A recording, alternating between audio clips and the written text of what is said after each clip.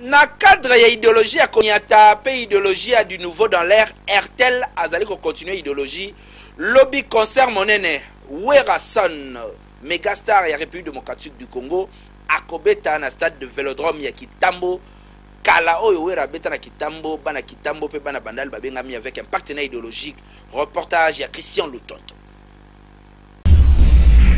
Na RTL, il y a du nouveau dans l'air. Na cadre toujours ya ko innover pe ba organisation ya minene lobby ekoyi na mabe na mama na concert monene na stade Vélodrome ya Kitambo.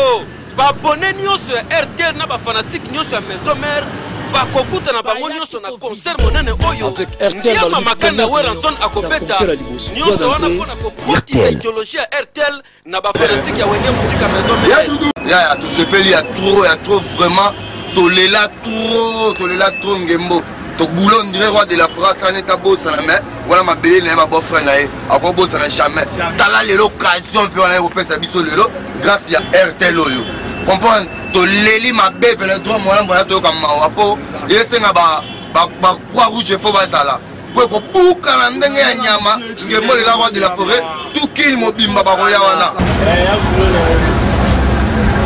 Avec RTL, le premier concert, na bina Kitambo na Vélodrome, pas babo kilo, honoré na babo kilo. Le jour on a événement, bana Kitambo, honoré bin. Vous allez belé, vous vivre ta extrait la suite FM. Avec RTL, Nicolo communication des fois. Bana Kitambo, bon morning na kati. Ya unta bete le solote. Merci, il est 5 millions d'abonnés. Idéologie oyo RTL a sali pona ko permettre batuba yoka musique ya kitoko ya Werason pona kokota na stade Vélodrome.